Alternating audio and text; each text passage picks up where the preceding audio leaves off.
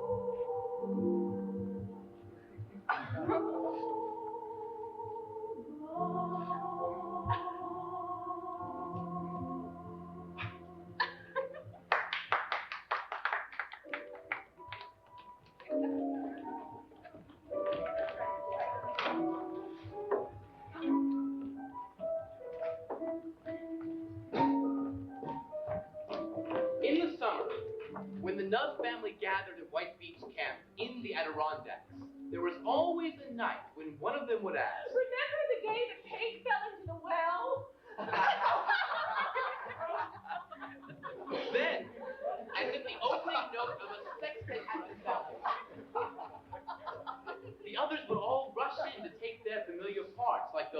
families at St. Gilbert's and Sullivan, and the recital would go on for an hour or more.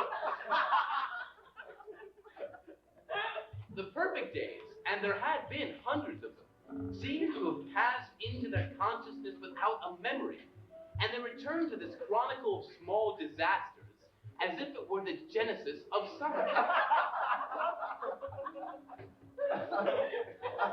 The famous pig had belonged to Randy Nutt. He had won it at the fair in Lancaster and brought it home.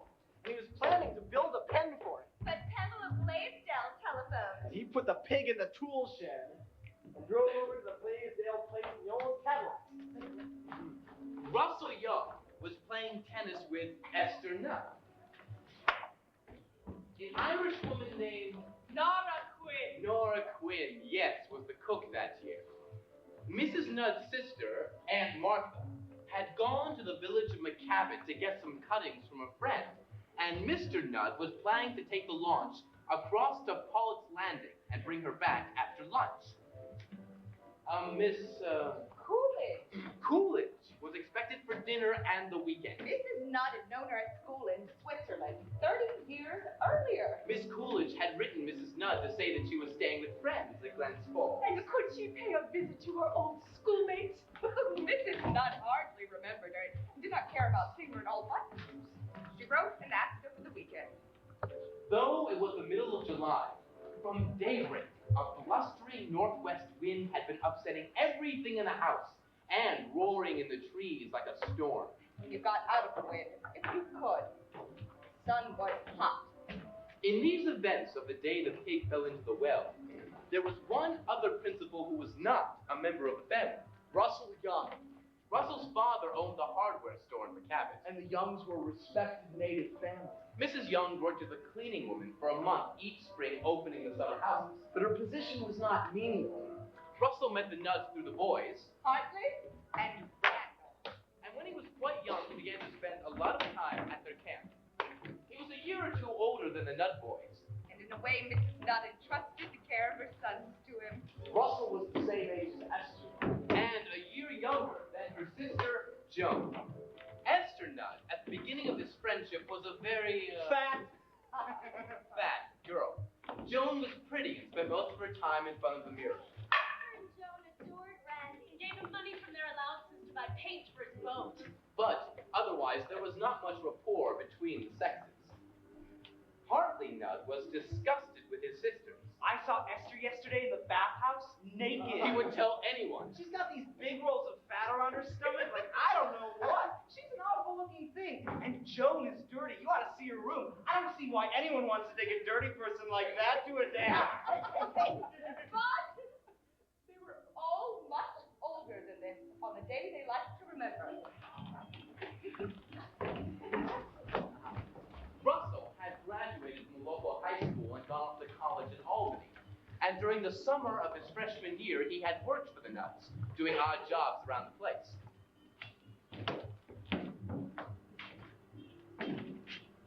And the fact that he was paid a salary did not change his relationship to the Nutts. And he remained good friends with Randall and Hartley. In a way, Russell's character and background seemed to be the dominant ones, and the Nutt boys would return to New York imitating his North Country accent. On the other hand, Russell went with the children on all of their picnics to Hewitt's Point. Oh, he climbed the mountains and went fishing with them. He went to the square dances at the town hall with them. And in doing these things, he learned from the Nutts an interpretation of the summer months that he would not have known as a native. He had no misgivings about so ingenuous and pleasing an influence. And he drove with the Nutts over the mountain roads in the old Cadillac and shared with them the feelings that the clear light of July and August was imparting something rare to all of their minds and careers. The Nutts never referred to the difference between Russell's social position and theirs. It was because of very real barriers, which they otherwise observed, had been left down for the summer months. Because the country, with the sky pouring its glare over the mountains onto the lake, seemed a seasonal paradise in which the strong and the weak, the rich and the poor lived together peaceably. The summer the pig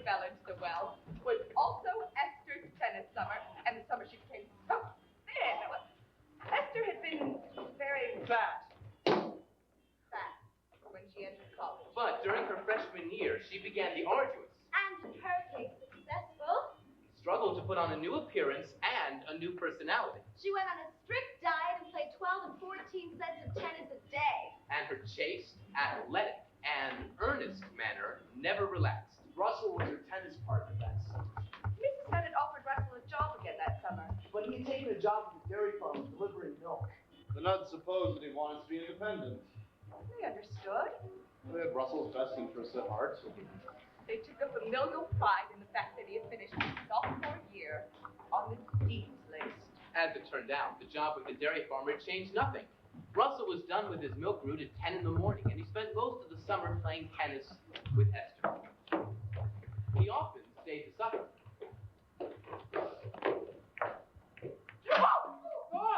They were playing tennis that afternoon when Nora Nora came running through the garden and told them that the pig had gotten out of the tool shed and fallen into the well. Someone must have left the door to the well shed open. Russell and Esther went up to the well and found the animal swimming in 6 feet of water. Russell made it slip down in the clothesline and began fishing for the pig. In the meantime, Mrs. Nudd was waiting for Mrs. Coolidge to arrive. Aunt Martha and Mr. Nudd were coming back from Pollett's Landing in the launches. There were high waves on the lake, and the boat rolled, and some sediment. Some sediment was dislodged from the gas tank and plugged the feed line.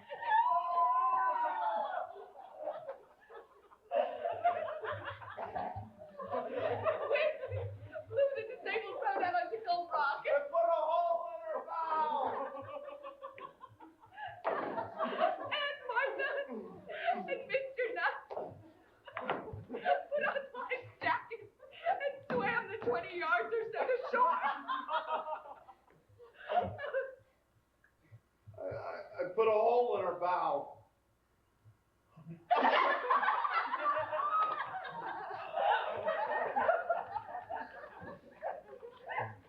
I put a hole in her bow. Mr. Nudd's part in that narration was restrained, Aunt Martha was dead. and he did not join in until he was asked. Was Aunt Martha really praying? Joan would ask. And he would clear his throat to say, his manner was extremely dry and deliberate. She was indeed Joni. She was saying the Lord's Prayer. She had never up until then been a notably religious woman, but I'm sure she could be heard praying from the shore. Was Aunt Martha really wearing corsets? Joan would ask. I should say so, Joni. Mr. Nudd would reply. When Aunt Martha and I came up onto the porch where your mother and Miss Coolidge were having their tea, the water was pouring from our clothes in bucketfuls. And Aunt Martha had on very little that couldn't be seen. Mr. Nudd had inherited from his father a wool concern, And he always wore a full woolen suit. as if he were advertising the business. He spent the whole summer in the country the year the pig fell into the well. Not because his business was running itself, but because of quarrels with his partners. There's no sense in my going back to New York now. He kept saying. I'll stay up here until September and give those sons of bitches enough rope to hang themselves. The cupidity of his partners and associates frustrated Mr. Nudd. You know, Charlie Richmond doesn't have any principles. He would say to Mrs. Nudd desperately. And yet hopelessly. As if he did not expect his wife to understand business. Or as if the impact of the cupidity was indescribable. He doesn't have any ethics. He would go on. He doesn't have any code of morals or manners. He doesn't have any principles. He doesn't think about anything but making money. Mrs. Nudd seemed to understand. It was her opinion that people like that killed themselves. Well, she had known a man like that. He had worked day and night making money. He had ruined his partners, betrayed his friends, broken the hearts of his sweet wife and adorable children. And then after making millions and millions of dollars, he went down to his office one afternoon and jumped out of the window. Hartley's part in the story about the pig centered on a large pike he caught that day. And Randy. Randy didn't enter into the narrative until close to its end. Randy had been fired out of college that spring. He and 6 friends had gone to a lecture on socialism, and one of them had thrown a grapefruit at the speaker. Randy and the others refused to name the man who had thrown the grapefruit, and they were all expelled. Mr. and Mrs. Nudd were disheartened by this. But they were pleased with the way Randy had behaved. In the end, This experience experience made Randy feel like a celebrity and increased his Already substantial. self-respect. The fact that he'd been expelled from college, that he was going to work in Boston in the fall, made him feel superior to the others.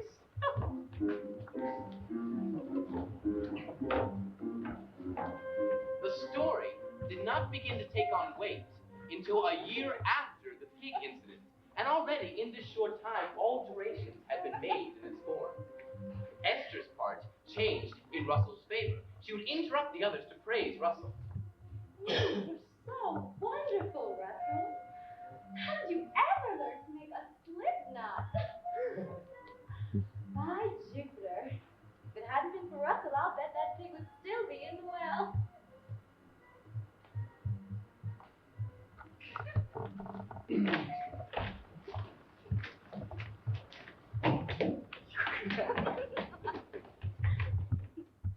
The year before, Esther and Russell had kissed a few times. And had decided that even if they fell in love, they could never marry. He would not leave McCabbage. She could not live there. They had reached these conclusions during Esther's tennis summer, when her kisses, like everything else, were earnest and chaste. The following summer, she seemed as anxious to lose her virginity as she had been to lose her corpulence. Something, Russell never knew what. had happened in the winter to make her ashamed of her inexperience. She talked about sex when they were alone. Russell got the idea that her chastity was of great value.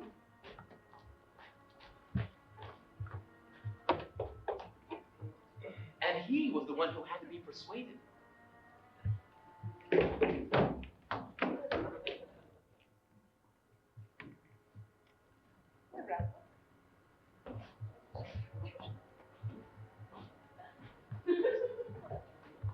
But then, he lost his head quickly and went up the back stairs to her room. After they had become lovers. They continued to talk about how they could never marry. But the impermanence of this relationship did not seem to matter, as if this, like everything else, had been enlightened by the innocent and transitory season. Esther refused to make love in any place but her own bed. But her room was at the back of the house and could be reached by the kitchen stairs. And Russell never had any trouble in getting there without being seen. Like all the rooms of the camp, it was unfinished. The pine boards were fragrant and darkened. A reproduction of a Degas and a photograph of Zermatt were tacked to the walls. The bed was lumpy, and on those summer nights, with the June bugs making the screens resound, with the heat of the day still caught in the boards of the old camp, with the parched smell of her hair, with her goodness and her slenderness in his arms, Russell felt that his happiness was inestimable. They thought that everyone would find out. And that they were lost. Esther did not regret what she had done, but she didn't know how it would end. They kept waiting for trouble. And when nothing happened, they were perplexed. Then she decided one night That everyone must know about it, but that everyone understood. the thought that her parents were young enough at heart to understand this passion as innocent and natural made Esther cry. Aren't they wonderful people, darling? She asked Russell, I mean, did you ever know such wonderful people? I mean, they were brought up so strictly, and all of their friends are stuffy, and isn't it wonderful that they understand? Russell agreed. His respect for the nuns was deepened by the thought that they could overlook convention for something larger. but both Esther and Russell were mistaken, of course. No one spoke to them about their meetings because no one knew about them. It never once occurred to Mr. and Mrs. Nudd that anything like that was going on. The fall before, Joan had married suddenly and gone out to Minneapolis to live. The marriage did not last. She was in Reno by April and had her divorce in time to return to White Beach Camp for the summer. She was still a pretty girl. No one had expected her to return, and the pictures in her room had been scattered. And she kept looking for her pictures and her books, her rugs and her chairs. When she joined the others on the porch after supper, she would ask a lot of questions. Has anyone a match?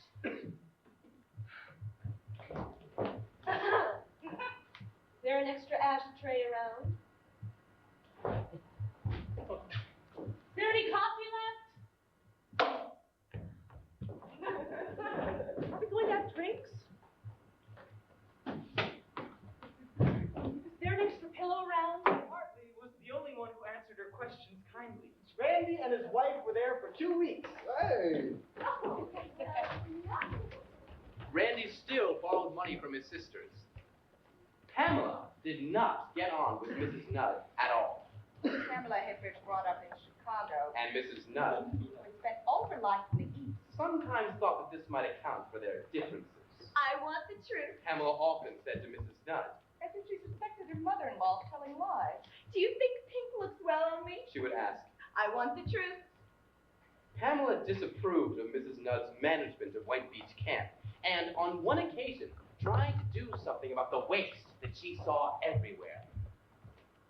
Behind the Nudd's garden, there's a large currant patch, which the hired man mulched and pruned every year. Although the Nuds dislike currants, they never pick them. One morning, a truck came up the driveway and 4 men Strangers. went into the patch. The maid told Mrs. Nudd, She was on the point of asking Randy to drive the strangers away. When Pamela came in and explained everything. The currants are rotting, she said. So, I told the man at the grocery store that he could pick them if he pays 15 cents a quart. I hate to see waste. this incident troubled Mrs. Nudd and everyone else, although they could not have said why. But, at its heart, that summer was like all the others. Russell and the children went to Cheryl's Falls, where the water is gold. They climbed the Cabot Mountain and went fishing in big ponds. Because these excursions were yearly, they had begun to seem like rites. After supper, the family would all go out onto the open porch. Often there would be big clouds in the sky. I just saw the cook throwing out a dish of cauliflower. Pamela would say, I'm not in a position to correct her, but I hate to see waste. Don't you? or Joan would ask, Has anyone seen my yellow sweater? I've just been down to the bathhouse and I can't find it, but I'm sure I left it there. Did anyone bring it back? It's the second sweater I've lost this year. Then, for a time, no one would speak, as if they'd all been unshackled by the evening from the stern laws of conversation. And when talk began again, it would continue to be trifling. It would involve, Best ways of caulking a boat? or, The difference in comfort between buses and trolley cars. or, The shortest ways of driving into Canada. Darkness would come into the soft air as thickly as silk.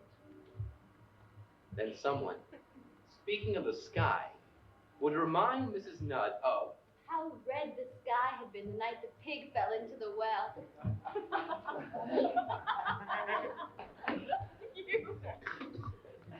You were playing Esther Russell. That was Esther's tennis summer. Oh, didn't you win the Pickett Fair in Lancaster, Randy? You won it at one of those things where you throw baseballs at a target. You were always such a good athlete. the pig they all knew had been won in a raffle. But no one corrected Mrs. Nudd for her slight alteration of the narrative. She had recently begun to praise Randy for distinctions he had never enjoyed. It was not conscious on her part that anyone had contradicted She her. would have been confused. But now, She would often recall how well he had done in German. Well, how popular he had been at boarding school. How important he had been to the football team. all false, good-hearted memories that seemed aimed at Randy as if they might harm her. You were going to build a pen for the pig. You were always such a good carpenter. Remember that bookcase you built. Then Pamela called you up and you drove over there in an old Cadillac. Miss Coolidge arrived on that famous day at 4. They all remembered. Nora! She was a spinster from the Middle West who made a living as a church soloist. There was nothing remarkable about her. And she was, of course, very different from the easygoing family. And it pleased them to think that they excited her disapproval. When she had been settled, Mrs. Nudd took her out onto the porch, and Nora Quinn served them some tea.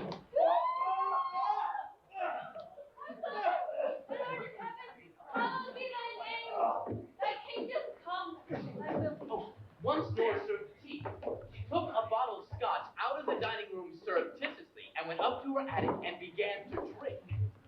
Hartley returned from the lake with a 7-pound pike in a pail. He put this in the back hall and joined his mother and Miss Coolidge. Attracted by the cookies on the table. Miss Coolidge and Mrs. Nudd were calling school days in Switzerland. When Mr. Nudd and Aunt Martha, fully dressed and soaking wet, came up onto the porch And we're introduced. And put a hole in her bow.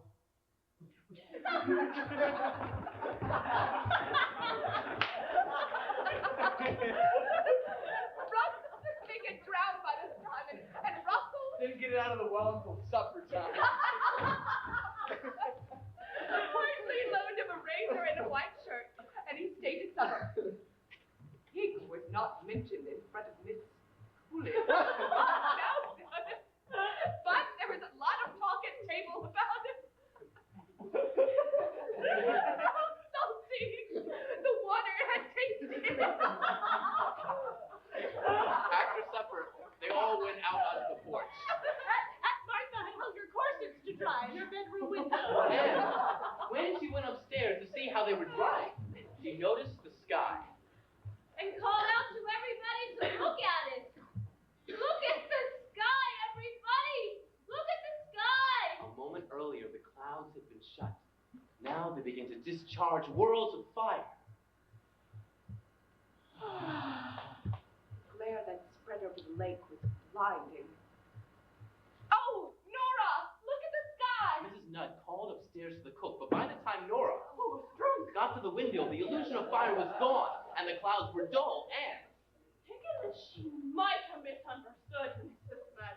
Walked to the edge of the stairs to see if there was something she could.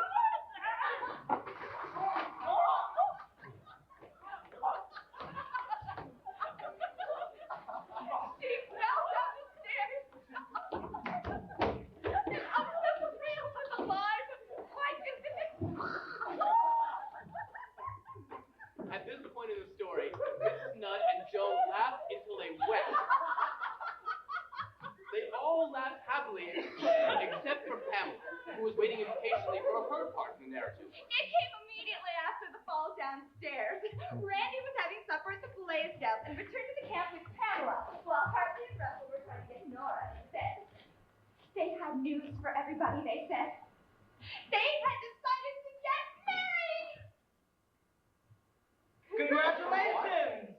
Mrs. Nudd had never wanted Randy to marry Pamela, and the news made her sad. She kissed Pamela tenderly and went upstairs to get a diamond ring. Oh, it's beautiful! Pamela said when she was given the ring. But don't you need it? Won't you miss it? Are you sure you want me to have it? Tell me the truth. Miss Coolidge, who was very quiet until then, who must have felt very much a stranger, Asked if she could sing.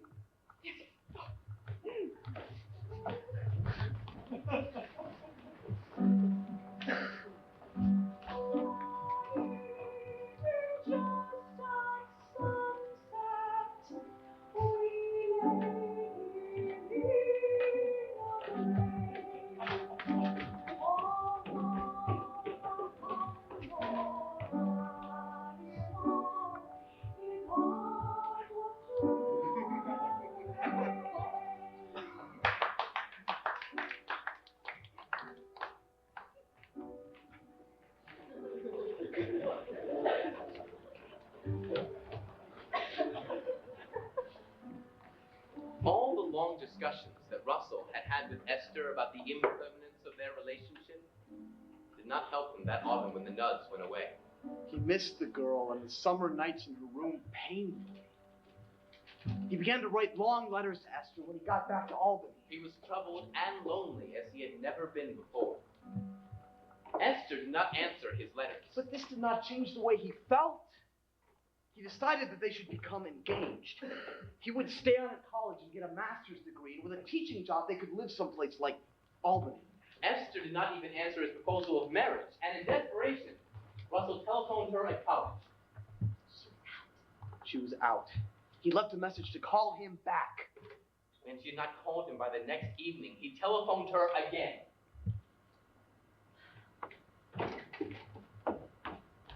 Hello? And when he got her this time, he asked her to marry him. I can't marry you, Russell. She said impatiently. I don't want to marry you. He hung up miserably and was lovesick for a week. Then he decided that Esther's refusal was not her decision, that her parents had forbidden her to marry. a conjecture that was strengthened when none of the Nuds returned to McCavitt the next summer. But Russell was mistaken. Mr. and Mrs. Young decided to take Esther and Joan to California that summer. Not to keep Esther away from Russell. But because Mrs. Nunn had received a legacy and had decided to spend it on a trip. Harlan took a job in Maine at a summer camp. Randy and Pamela.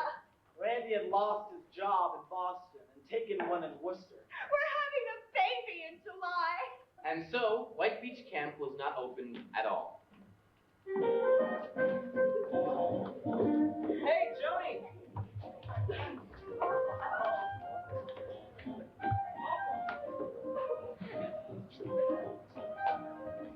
Then they all came back.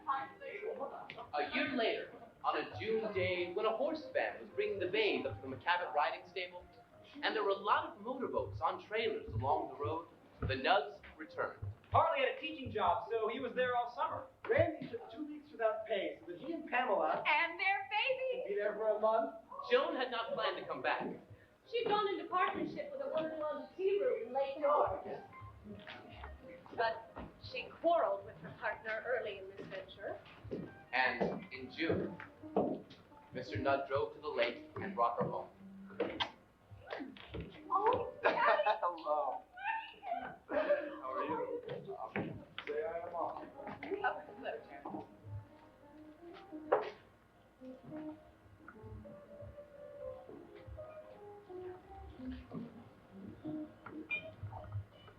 Joan had been to a doctor that winter because she'd begun to suffer from depression.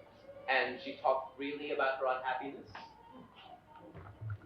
You know, I think the trouble with me She would say at breakfast. is that I was so jealous of Hartley when he first went to boarding school. I could have killed him when he came home that first year for Christmas. I repressed all of my animosity.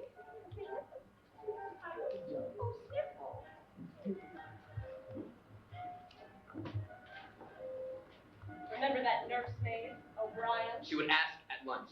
Well, I think O'Brien warped my whole outlook on sex. She used to get undressed in the closet, and she beat me once for looking at myself in the mirror when I didn't have any clothes on. I think it warped my whole outlook.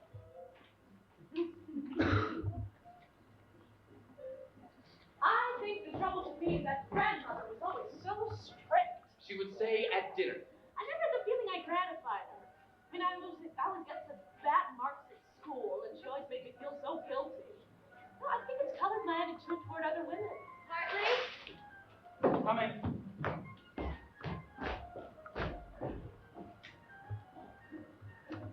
You know, She would say on the porch after supper. I think the whole turning point in my life was that awful Trenchard boy when he showed me those pictures when I was only 10.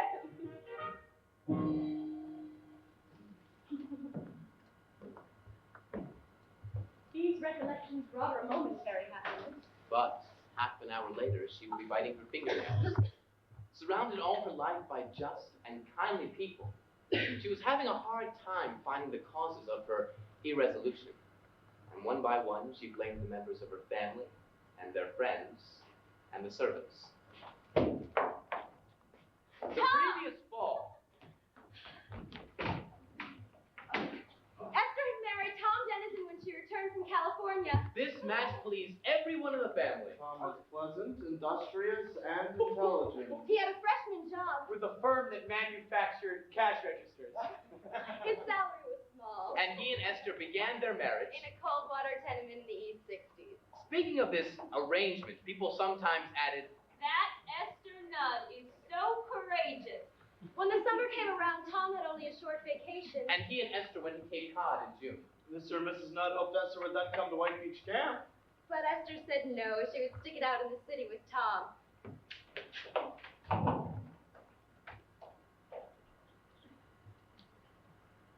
She changed her mind in August, and Mr. Nudd drove to the station and met her train.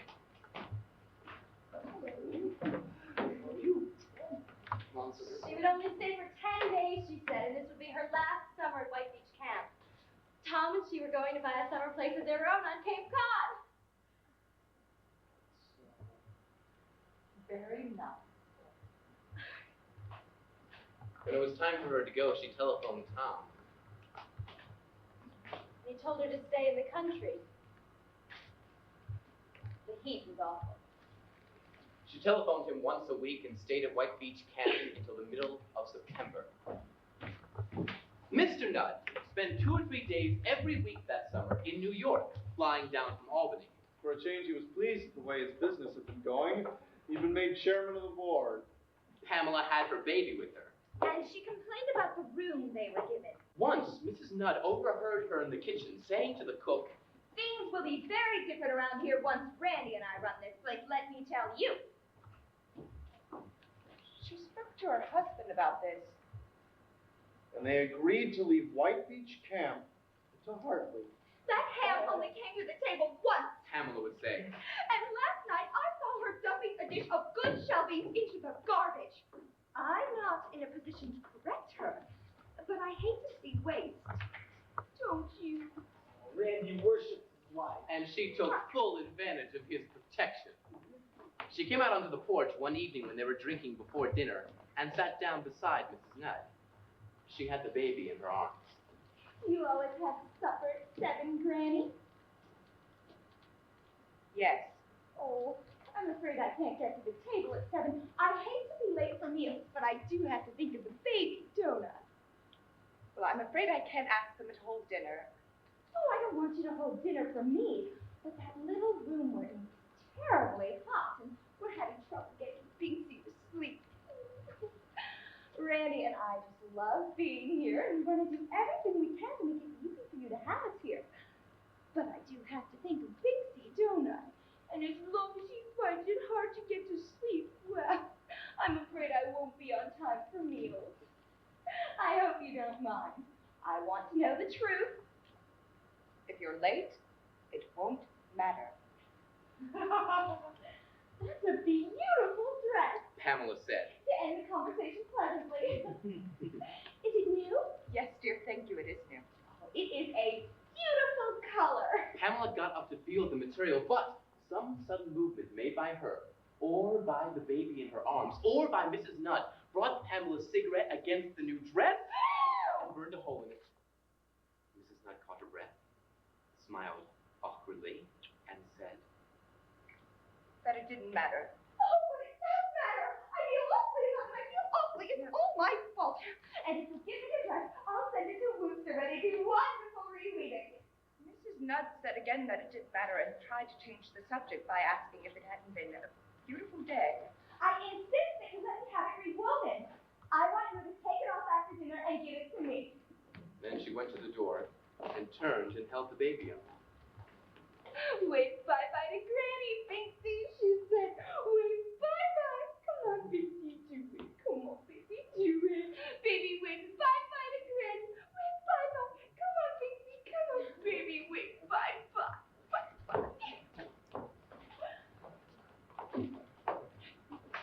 But none of these disturbances changed the rights of summer. Hartley took the maid and cook to Mass at St. John's early every Sunday morning and waited for them on the front step of the feed store. Randy froze ice cream at 11. It seemed as if the summer were a continent, harmonious and self-sufficient, with a peculiar range of sensation that included The feel of driving the old Cadillac barefoot across a bumpy pasture. The taste of water that came out of the garden hose near the tennis court. And the pleasure of pulling on a clean woolen sweater in a mountain hut at dawn. Sitting on the porch in the dark. conscious, and yet not resentful of a sensation of being caught up in a web of something as tangible and fragile as thread. And the clean feeling after a long swim. The Nuds didn't invite Russell to White Beach Camp that year and carried on the narration without his help.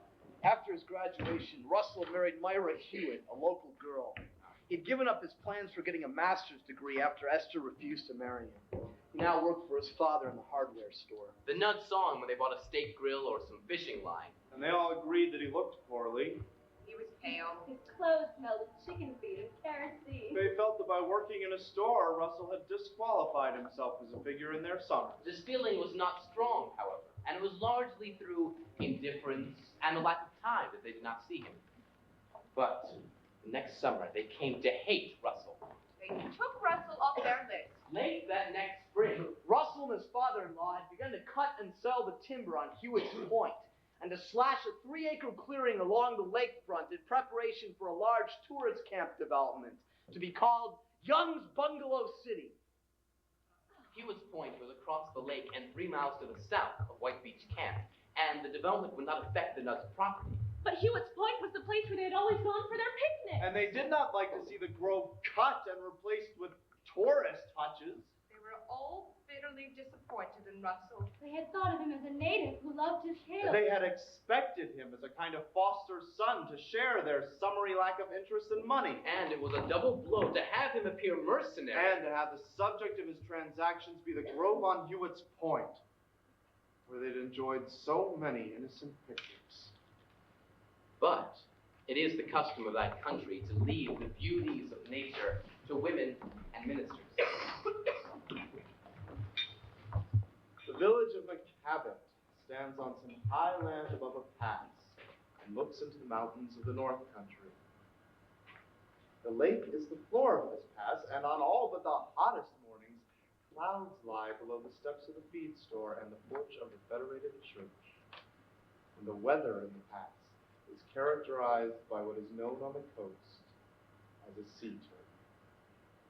Across the heart of a hot, still day, he'd drawn a shadow as deep as velvet, and a bitter rain will extinguish the mountains. But this continuous displacement of light and dark, the thunder and the sunsets, the conical lights that sometimes end a storm and that have been linked by religious artists to godly intercession, have only accentuated the indifference of the secular male to his environment. When the Nuds passed Russell on the road without waving to him, He didn't know what he had done that was wrong. that year Esther left in September. She and her husband had moved to a suburb. But they'd not been able to swing the house on Cape Cod, and she spent most of the summer at White Beach Camp without him. Joan, Who was going to take the secretarial course. went back to New York with her sister. Mr. and Mrs. Nudd stayed on until the 1st of November. Mr. Nudd had been deceived about his success in business. His position as chairman of the He board discovered much too late. amounted to retirement with a small pension. There was no reason for him to go back. And he and Mrs. Nudd spent the fall taking long walks in the woods. Gasoline rationing had made that summer a trying one. When they closed the house, felt it would be a long time before they opened it again. Shortages of building materials had stopped construction on Young's Bungalow City. After the trees had been cut and the concrete posts set for 25 tourist cabins, Russell had been unable to get roofing or nails or lumber to build with. Let's listen to Glenn Miller's music.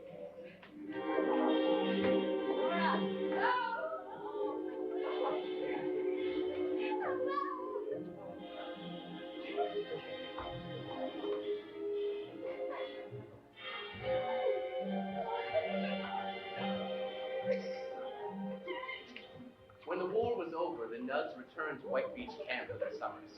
They had all been active in the war effort. Mrs. Nudd had worked for the Red Cross.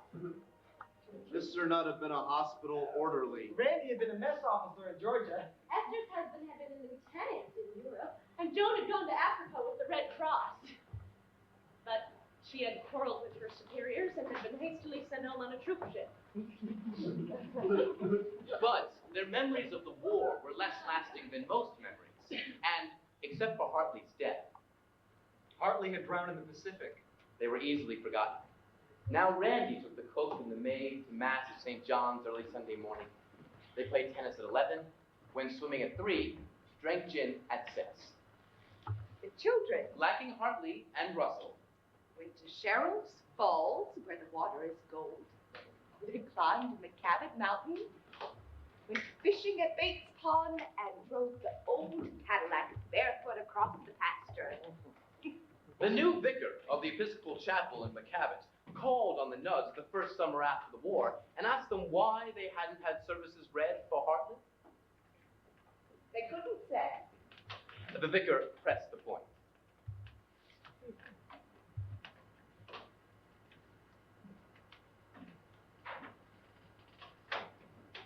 Some nights later, This is not a dream. She saw Hartley as a distant faint figure. the vicar stopped her on the street later in the week and spoke to her again about a memorial service.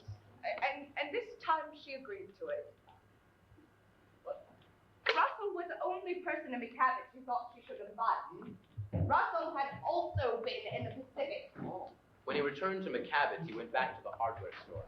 The land on Hewitt's Point had been sold to real estate developers who are now putting up 1 and 2 bedroom summer cottages.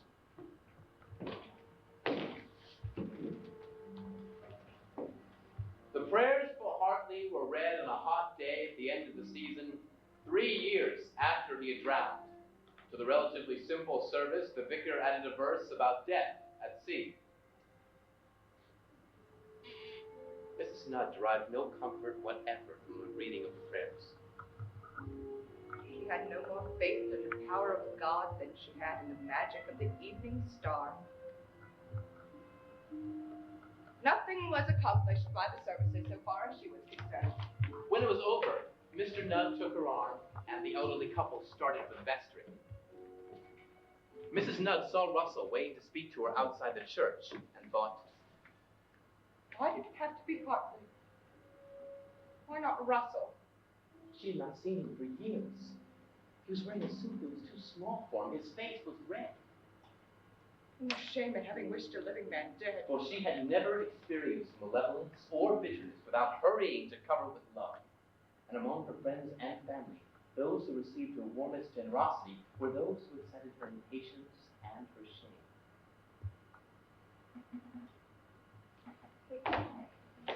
She went to Russell impulsively and took his hand. Her face shone with tears. It was good of you to come.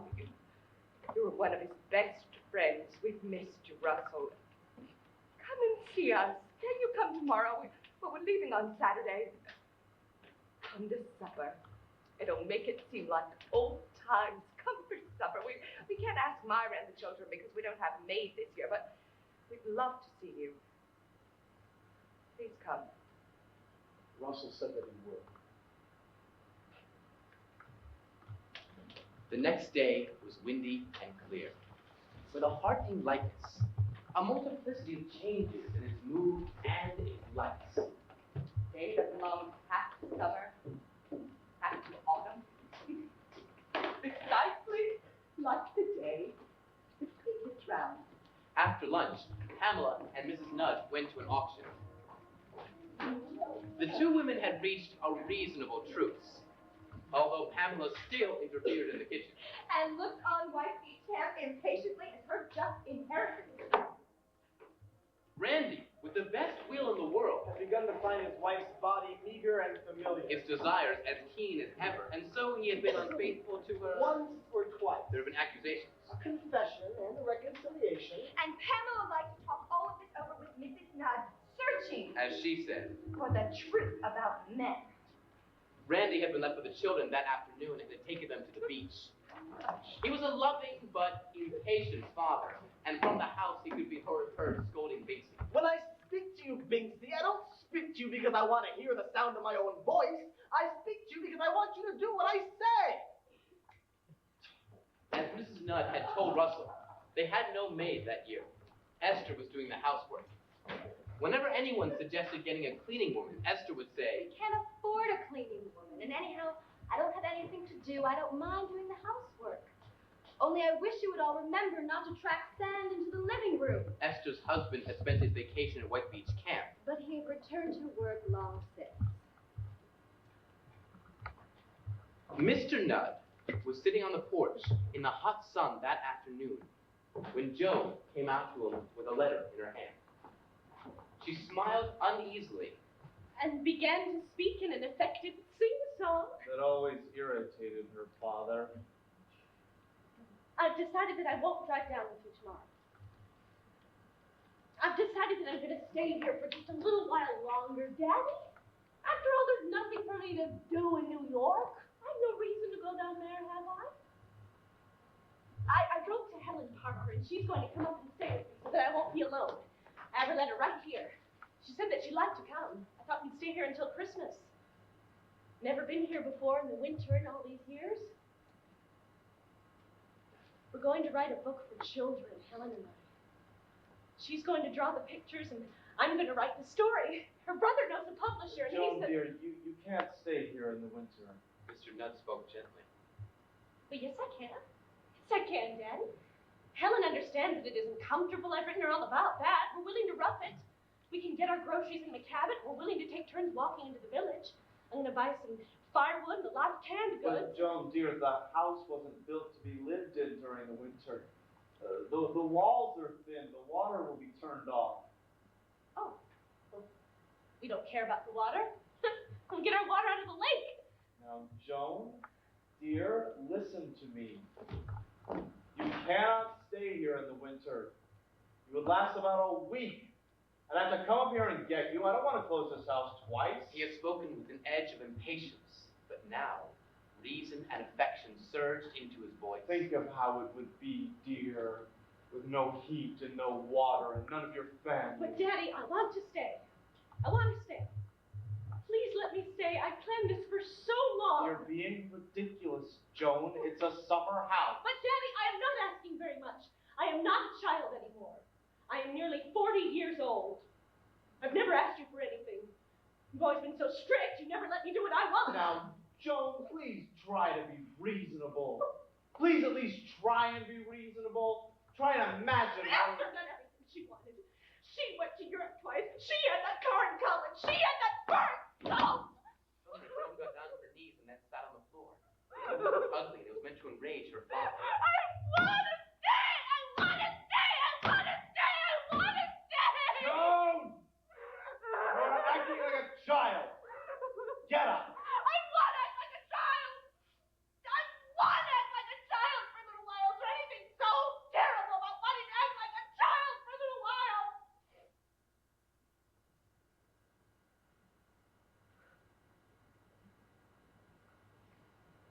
I don't have any joy in my life anymore. When I'm unhappy, I try and remember a time when I was happy, but I just can't remember a time anymore. Joan, get up. Get up on your feet. Get up on your 2 feet. I can't. It hurts me to stand up. It hurts my legs. Get up, Joan.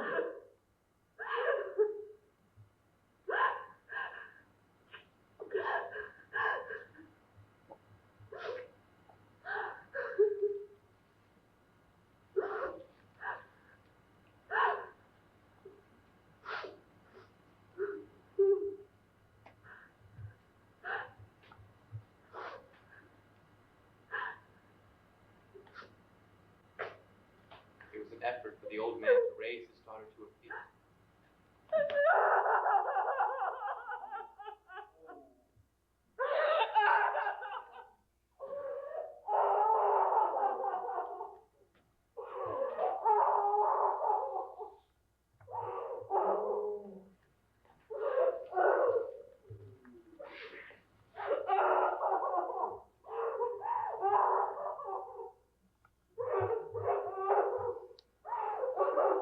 Put his arm around her.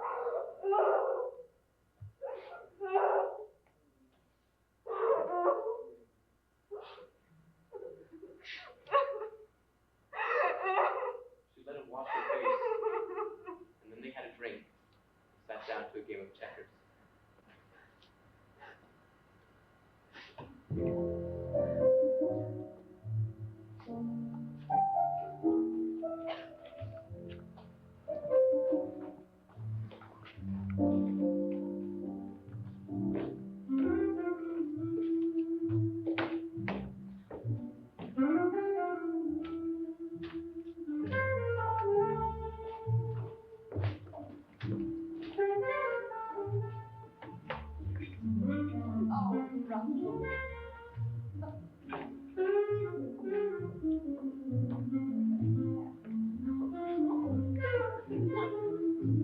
Russell got to White Beach Camp at 6:30, and they drank some gin on the porch. The liquor made him garrulous, And he began to talk about his war experiences. but the atmosphere was elastic and forgiving, and Russell knew that nothing he did that night would be considered wrong. After supper, they went outside again, although it was cool. The clouds had not colored. Glancing light, the hillside shone like a bolt of velvet. Mrs. Nudd covered her legs with a blanket and looked at the sea.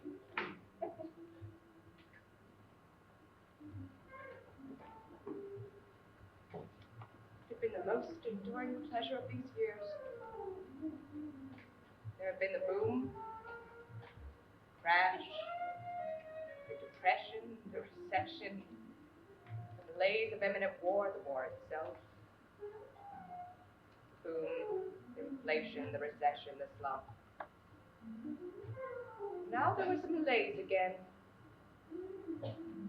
But none of this had changed a stone or leaf in the view she saw from her porch. You know, I'm 37 years old. Randy spoke importantly as if the passage of time over his head was singular, interesting. A dirty trick. He cleaned his teeth with his tongue. I had gone back to my reunion this year in Cambridge. It would have been my 15th. That's nothing. You're the deers who bought the old Henderson place? There's a man who made a fortune in the war. He stood, turned the chair that he was sitting in upside down, and pounded at the legs with his fist. The cigarette was wet. When he sat down, the ash spilled onto his trousers. Do I look 37? Do you know that you mentioned the fact that you're going to be 8 times today? I've counted them. How much does it cost to fly to Europe in an airplane? The conversation went from ocean fares to whether it was pleasanter to come into a strange city in the morning or the evening. Then they recalled the odd names among the guests who had been at White Beach Camp. There have been Mr. and Mrs. Peppercorn. Starkway. Mr. and Mrs. Brito. The heart. The hair. That late in the season, the light went quickly. It was sunny one minute and dark the next. McCabot and its mountain range were canted against the afterglow, and for a while it seemed unimaginable that anything could lie beyond the mountains. This was not the end of the world. The wall of pure and brassy light seemed to beat up from infinity.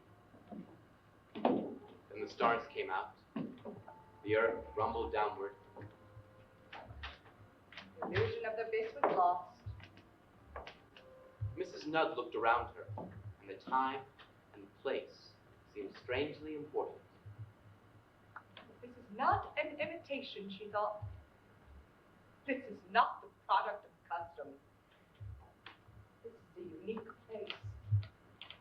Unique air where my children have spent the best of themselves. The realization that none of them had done well made her sink back in her chair. She squinted the tears out of her eyes.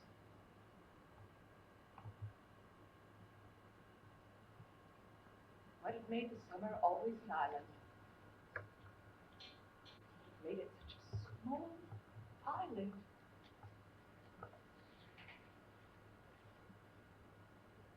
What mistakes had they made? Had they gone wrong? They had loved their neighbors, respected the force of modesty, held honor above gain. Where had they lost their confidence? Their freedom, their greatness? Why should these good and gentle people who surrounded her select the figures in the tragedy?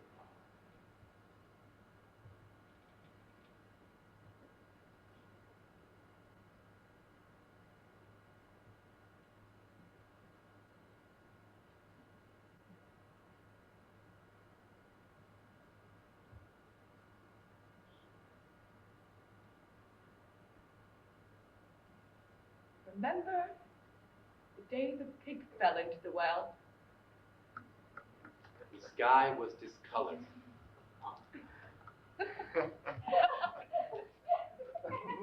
Below the black mountains, the lake ran a rough and deadly gray.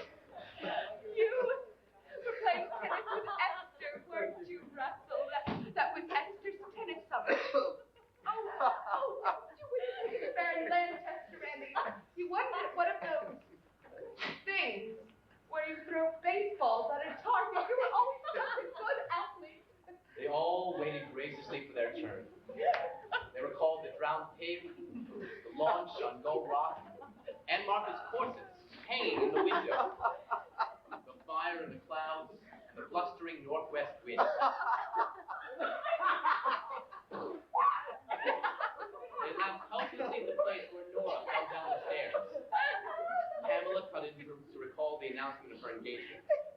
After this, they recalled how Miss Coolidge had gone upstairs and returned with a briefcase full of music, and standing by the open door so she could get the light, had performed the standard repertoire of the rural Protestant church. She sung for more than an hour. During the recital, Esther and Russell left the porch and went up to the field to bury the drowned pig. It was cold. Esther held a lantern while Russell dug the grave. They decided then that even if they were in love, they could never marry, because he wouldn't leave the cabin. She would not live there. When they returned to the porch, Miss Coolidge was singing her last selection, and then Russell went home, and they all went to bed. The story restored Mrs. Nudd. It made her feel that all was well. It had exhilarated the rest, and talking and laughing, they went into the house. Mr. Nudd lighted a fire and sat down to play checkers with Joe. Mrs. Nudd passed a box of stale candy.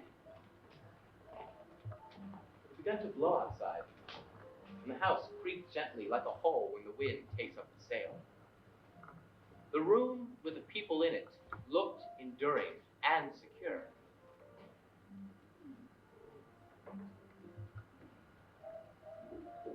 Although in the morning, they would all be gone.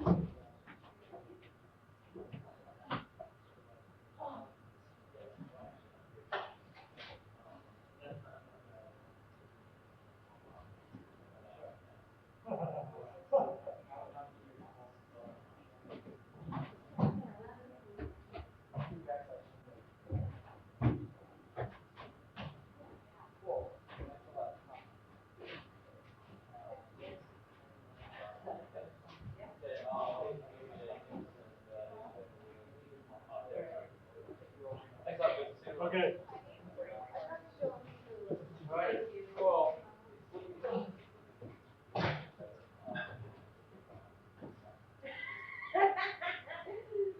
You hear that, guys? What? Paul just said that the shift went so fast we almost didn't have back time for the second half. Yes.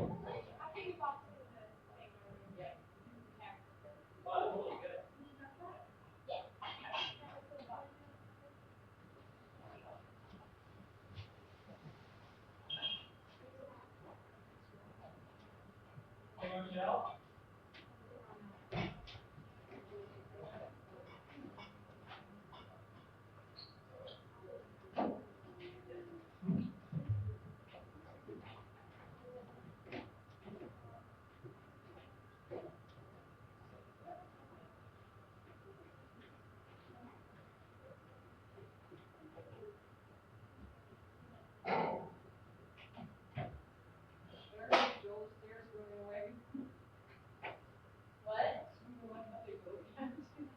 Yeah, soon. Stairs will be up. Well, I did a little stage tonight, and it's not going to show a lot of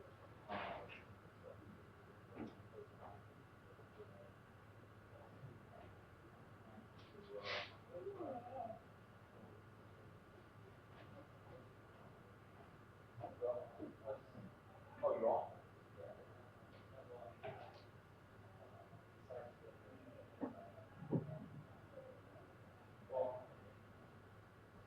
Well, I heard that our show.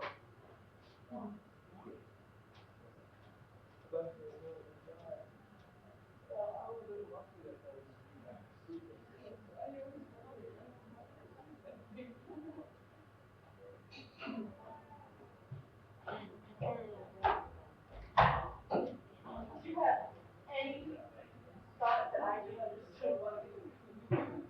Me? Yeah.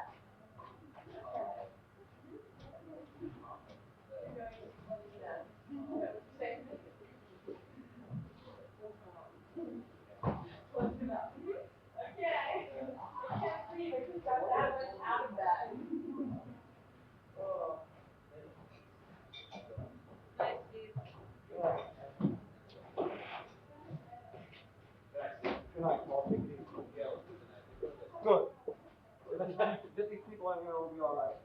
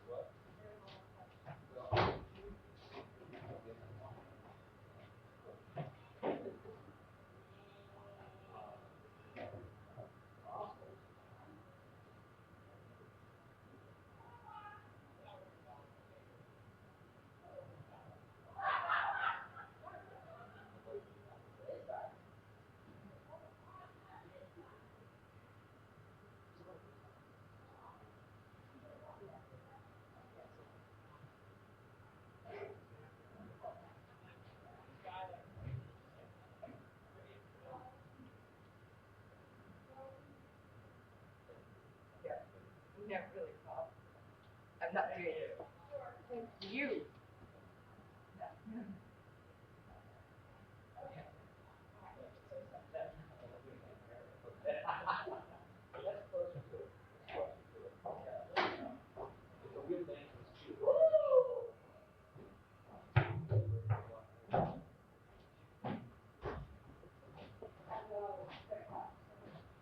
That's a costume. I knew that there. Leave it right there. We got breakfast.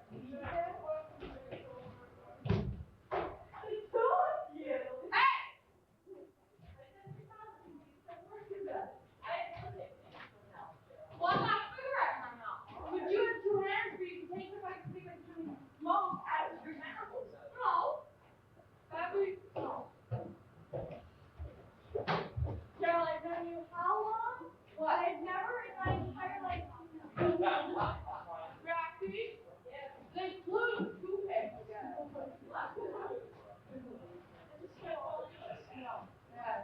They flew it.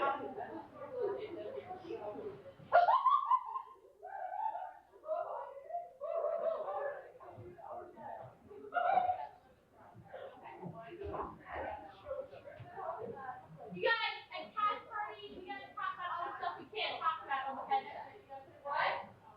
I said at cat party, we gotta talk about all the stuff we can't talk about over headset.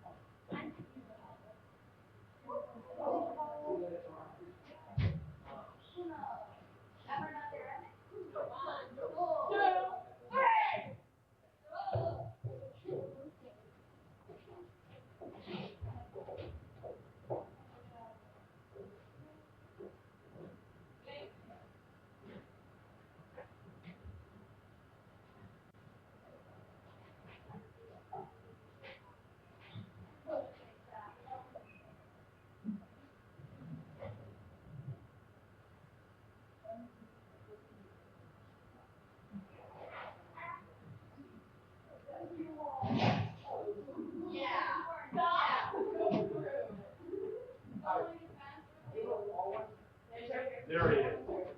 Hey, Paul. Can I ask you a favor? Can I borrow our little actor should have bought a script right from scenes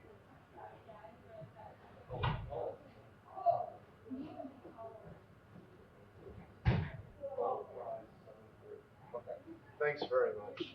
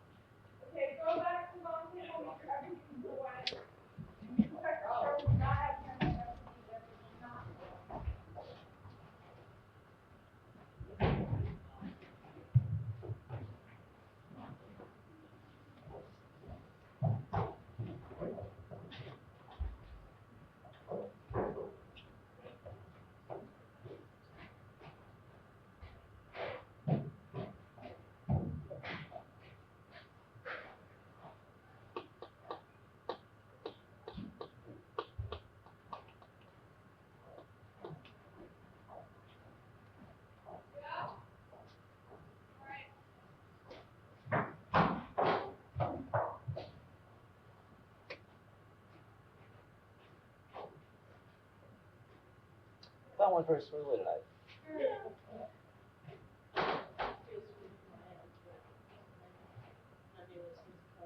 Yeah. I agree. In every respect, she's strong to show it. But Adjusted. yeah. But things are getting stronger that were weak.